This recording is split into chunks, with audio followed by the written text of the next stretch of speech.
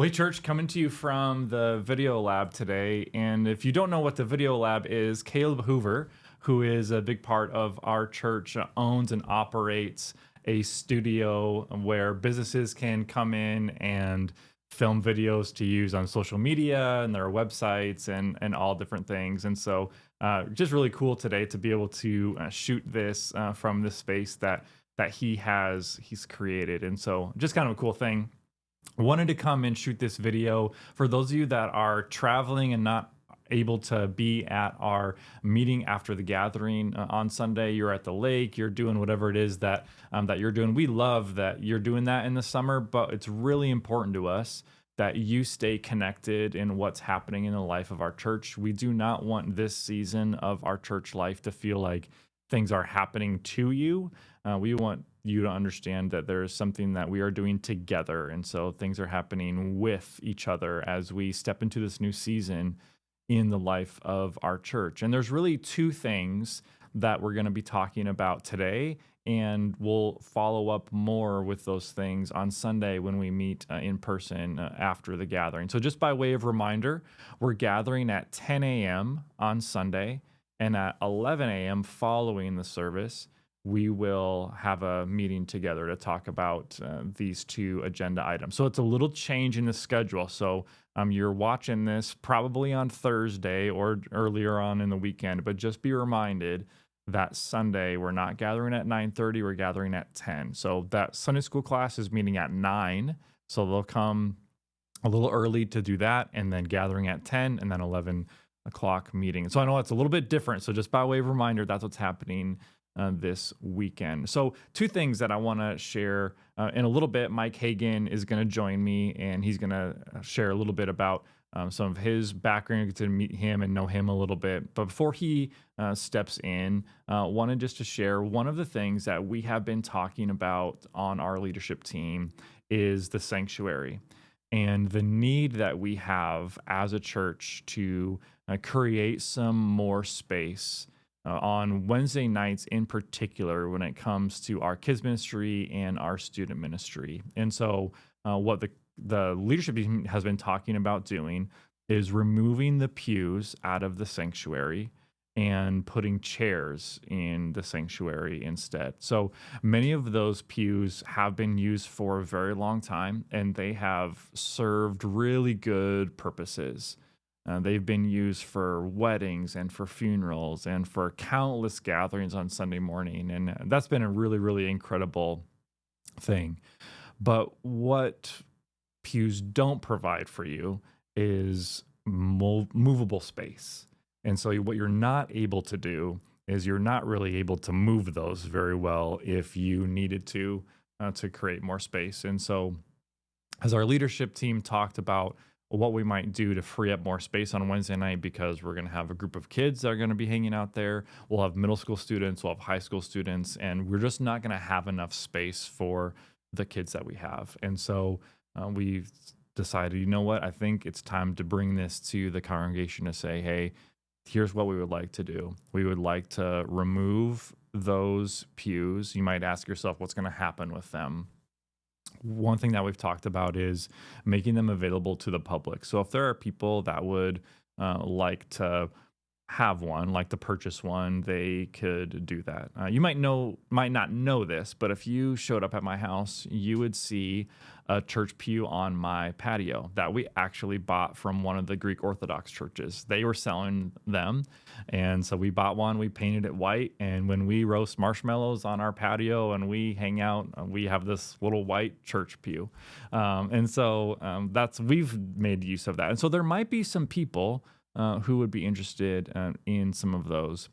We have right now chairs that are in storage that are not being used. You might ask yourself, well, is it going to be expensive to put extra seating in there? No, because we already have them.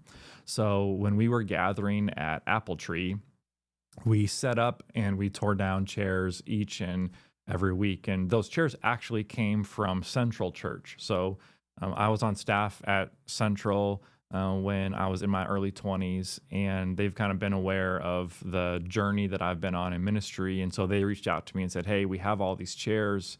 We're getting new ones. Would you be interested in them? And so there's 150 plus of those chairs that are just in storage right now because we haven't needed them the last few years. And so very easily, those chairs would go in the sanctuary so that we can use them for gatherings, for weddings, for funerals if needed, our partner congregations.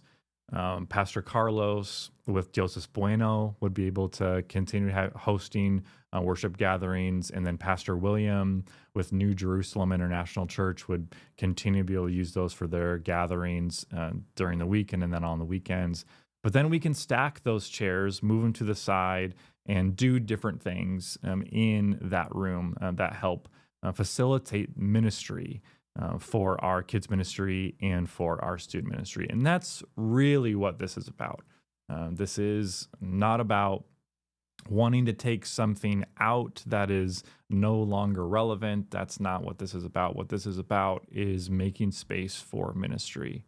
But I also think that removing those will allow the experience to be a little bit more comfortable.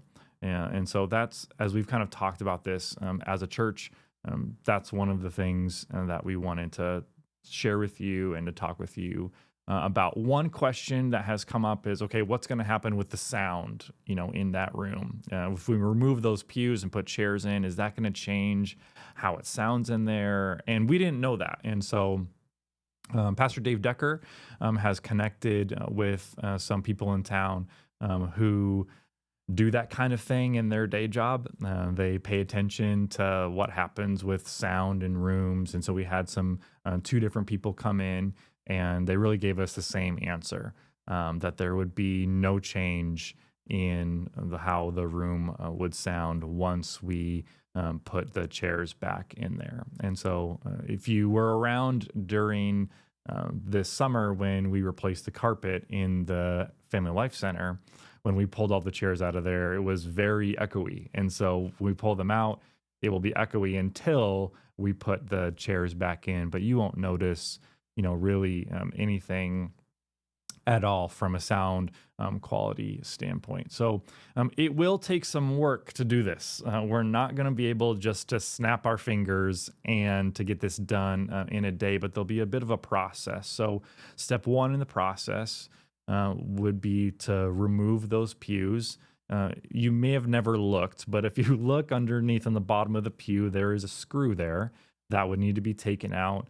And then that is screwed down into the floor. And so those would need to be removed. And so we've done some research on different ways that we can tackle that. But that's going to be not a easy job, but it's going to take a little bit of time. And so what we would like to do is we would like to start that removal process as soon as possible so that by the second week of August, we have chairs in there and not pews. And so we're going to need help to make that happen, both in the removal of the pews. We'll need help doing that. We'll also need help putting the chairs in. We'll need help managing where the pews are going. And so there's going to be lots of opportunities for you to get involved just to help with that whole process. And so that's really change number one that we are talking about, is making that space more flexible so that all kinds of things can happen in there. It's a great space to have. I'm so thankful that we have it. But right now, when you have 30 pews in there that aren't movable, you are kind of stuck with what you can do and what you can't do in there. And this would just allow us to have flexible space for kids ministry on Wednesday night, student ministry on Wednesday night, also things throughout the week. Just more things we can do in there. And so recognize that's a significant change, but wanted to kind of share that update with you. As we talked about it on our leadership team, some of the stories that I started to hear is even how some of those pews are breaking down. And there was a wedding that took place, and someone's granddad had actually kind of reached for the pew and it kind of came up into his lap. And so some of those would need to be replaced anyway. And so it just seems to us a good time to say, hey, they've served their purpose. Would it work to pull them out, replace them with chairs, so that we can continue the ministry that we want to have. So the second thing that we're going to talk about here in a minute, I'm going to invite Mike in, and we're going to talk about the name change. And so we're going to talk about not being Trinity Baptist Church, not being Invitation Church, but being 18th Street Church. And so he's going to pop in here and we will talk about that. And then on Sunday, we'll plan on seeing each other for worship at 10 a.m. And then please stick around after for our meeting to talk through some of these changes as we move forward as a church together. I have Mike Hagan with me today. Mike serves on the leadership team at church, and was hoping for people who don't know you, Mike, if you'd be willing just to talk a little bit about who you are, your connection to 2400 West 18th and family and some of that stuff today. So if you'd start, that'd be great. Sure. We came to Sioux Falls in 1984 from Southern California, and my graduate work at UCLA to teach Hebrew Bible, Old Testament, and we have 4 children, and they are scattered in Southern California, Oregon, Connecticut, and our daughter and family are here in Sioux Falls. And 4 years ago, I retired. I was professor, and then academic vice president, and then the last 12 years president at the seminary here in Sioux Falls. And then I served a church in George, Iowa for 8 years, and finally retired because I couldn't figure out how to visit our children on both coasts and multiple states and still minister full time. So yeah, it's been a nice 4 years. Yeah. And talk a little bit about your connection to 2400 West 18th. Well, we came to the church in 1984, and we've been there ever since, except the 8 years that I served a church in George, Iowa. We maintained a condo here in Sioux Falls, even though we lived at the parsonage out in George. So, when other people went to the lake, we went to Sioux Falls to our condo and slept on the floor. But that was a great time in Iowa. So. Yeah. Well, Sioux Falls is it's a great Yeah. place to have a condo. If you're going to have a Yeah, condo, that's right. Sioux Falls is a great place I to don't have know. one. Okoboji might be nice too. Yeah, there you go. Yeah. So we were, so we've been back 4 years. Yeah, and then after the first year, I became a part of the care team. Yep, and chaired that since then. And then historically, have there been other times that you've served on leadership? Can you kind of think back to some of what that's looked like for you? Yeah, I've served on the boards of all kinds over the years. We were always very active at the church. Most often on the deacon board, which is similar to what the care team is. Yep. Yeah. That's great. That's awesome. Well, one of the things that we've been talking about on our leadership team, the last several months, is we got to figure out what we're going to call ourselves. Yeah. And, some people have been using the term Trinvitation.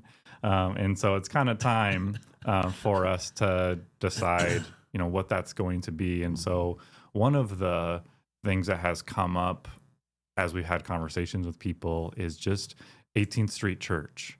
And as we've had conversations as a leadership team, we want to step into the future together on 18th Street as 18th Street Church. One of the things that I've even shared with the board a little bit about is, every time I'm somewhere and I do a wedding, there's always people who say, oh, well, where do you pastor at? What's the name of it? And the second question after they ask what the name is, they ask, oh, where is that? Yeah, where is it? And so one of the things that we've been talking about is why not embed the location and the name together? And we've also talked about it also is going to help us just be reminded that we're part of a neighborhood. And so the fact that we're on 18th Street, we seek to be good neighbors and good news in that neighborhood. And, even hearing that, there might be some people who want to go, well, what happened to the Baptist? How come we're not having Baptists in our name? Are we still a Baptist church? They might be worried or concerned about that. And so I thought it could be helpful for people to hear from you a little bit about, you have led an organization through a change of name. Right. It used to be called North American Baptist Seminary when you were the president there, and you led them through a shift to Sioux Falls Seminary. And I just thought, anytime change comes up, it can be hard, it can be nerve-wracking. We can feel, it feels like everything's changing. And I think it could be helpful just to kind of to talk people through that. So I'm just wondering if you could just share a little bit about that process and what went in to you doing that in that time. Can I just start by saying I am a proponent of the 18th Street Church. So, yeah. But I think we'll still call each other church and of course. gathering and so of course. forth. At the seminary, we were North American Baptist Seminary, which always was getting confused with Northern Seminary, which is in the Chicago area. And North American is a fairly small association of churches. I don't know how big they are now, but at that time, probably 80,000 spread over Canada and the U.S. And people would say, well, is that like the American Baptist? Like USF is American Baptist affiliation. And I said, no, it's North American Baptist. Well, it didn't say enough, And so we went through a process, a little different at the seminary, because as president, in essence, I had the final word that I would then take to a board, and it would be approved or not approved. So a little different than in our church's case, because there we'll bring it to everybody and say, is this good? So one of the questions we asked, what do we have to do legally? And of course, we found out the easiest way is change the name and do it as doing business as a DBA, which means you retain North American Baptist Seminary. It's still North American Baptist Seminary. It's doing business as Sioux Falls Seminary and now Kairos, with the assembly of other schools in the umbrella.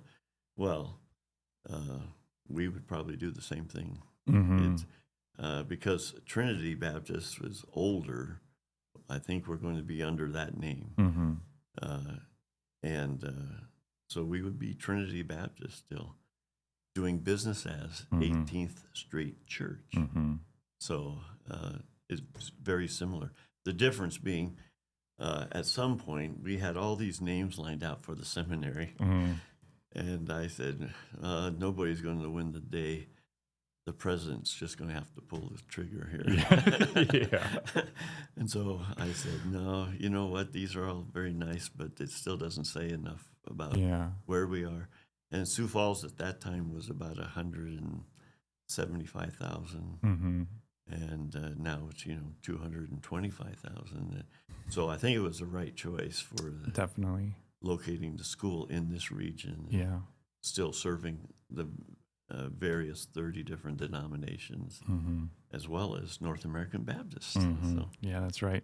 Well, and as a church, there's a lot of ways that we get to be Baptist together, right? One way is you put it in the name. Another way is, well, let's also put it in our practices, right? So what we actually do, what we actually choose, what we prioritize, and so none of that would be going away at all. No.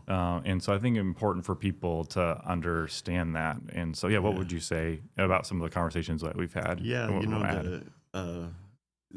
The conversations that you've had, where they say, well, where do you serve? And you come back to, well, there's a church on 18th Street. I think the next question would be with 18th Street churches. Oh, well, what kind of church is that? It's a Baptist church, period. So it's going to be a natural, actually, conversation opener, it seems to me. So, no, I think that's great. And I think that's just great for people to, to understand that this is not limiting of our ministry, but it's just another way for us to continue doing what we have been doing. And so the baptisms people are used to, like celebrating the Lord's Supper, like people are used to, like when there are decisions to be made, and we come together as a group of people, as a family, as an organization, and say, hey, here's a decision before us. That's right. And there's a process for talking about things. Things aren't, like you alluded to, there's no president, of the Right. church. That's right. And so It's we the work together. congregation. Yeah, we work Yes. together on that thing, on this That's thing. right. And all of that is gonna continue. And the other piece that we've talked about, with the 18th Street, the 1 and the 8, it has made me think. One day as I was pulling into the parking lot, I was thinking about Acts 1:8, and just at the very end of the ministry of Jesus. And I'll just read it.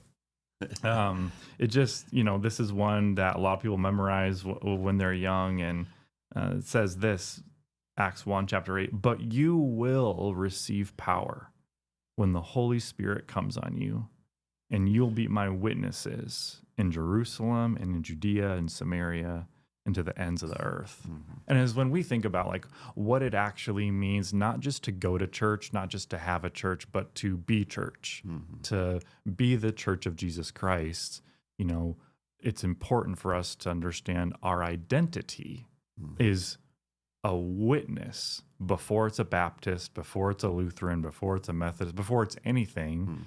Jesus says a promise that he makes in this moment is you will receive power. Something that is coming to you is my power to be witnesses to the ends of the earth. So I think that's another piece of this too. It's just a really cool reminder that, wasn't something that, I thought about right away, but that one day as I was pulling in the parking lot, I was like, you know what, that's a really neat thing. Anything that you would want to share or reflect on, with that verse? This is the reason that pastors often have higher auto insurance, is because they're thinking about these things while they're driving. No, that's at the core of who we are. Yeah. I do serve as chair of the CARE outreach team, and it starts with caring for our people, but it's also bringing others in our region, in our area, to a relationship with Jesus, and a relationship to God through Jesus, and taking that into our area of South Dakota and Iowa and Minnesota, and to Japan, to Cameroon, to wherever the Lord sends us. Yeah. And that's what we've always been about. So that's at the core. Yeah, absolutely. Yeah. Great. Despite the auto insurance issues. Yeah. Well, no, I appreciate you bringing that out. Yeah. And on Sunday, we'll talk about that together, as a church. And so what I really appreciate is you being willing to kind of share today some of the background and the story of your connection and your connection at the seminary and the process that you went through. Because I think, it's a big deal. We have lots of people listening to this or going to be in the room on Sunday who have had a name change because they got married and their name changed. And so they know, what that's like. And, there are people that are attached to the name Trinity. There are people who are attached to the name Invitation, and that's just the way that it goes. But, 11 months ago, we started a conversation about what it would look like to have a shared future together. And it's a decision that we've made that's a courageous decision. It's a decision that we've made that has, I think, really impacted both our congregations as we've gathered into one. And there's, change is not easy. They move the vegetables at Hy-Vee and to a different spot, and it causes panic. And so I think anytime there's a change, it's difficult. But I think these are good things that are happening among us. Yeah, it makes us more sensitive to, the things around us. We don't just take it for granted. Yeah. And we need to remember that although we're two churches, we've always been one church. That's right. In the big picture of of everything. Mm-hmm. So Trinity did things certain ways, Invitation did Mm-hmm. things certain ways. Now we're merging them. We're merging two cultures too, Yes. and it's all going to be better in the long run. Mm-hmm. We just have to be willing to believe that. Yeah. Yeah. Because God is at work. Mm-hmm. The Holy Spirit is at work. Yeah, that's right. Yeah, so I know that people ask me, as you're on the leadership team, Mike, tell me, what do you think the name should be? Mm. And I said, I can tell you what it shouldn't be. Shouldn't be Trinity. Yeah. Shouldn't be Invitation. Yeah. Definitely shouldn't be Trinvitation. Nor should it be Church at the Zoo. Yeah. That was one that came up. Yeah. Yeah, it could be. My grandson says it should be Church of the Animals. Oh, yeah. There you go. Yeah, and I said, well, that sure fits. Yeah. That's funny. So I think we would be the only church on 18th Street. Mm-hmm. Can't miss it. Yeah, that's right. So I think it's a natural. Yeah. Awesome. Well, thanks so much for popping into the video lab today Yeah, and thanks, Dave, for inviting me. Yeah, being a part of it. Yeah.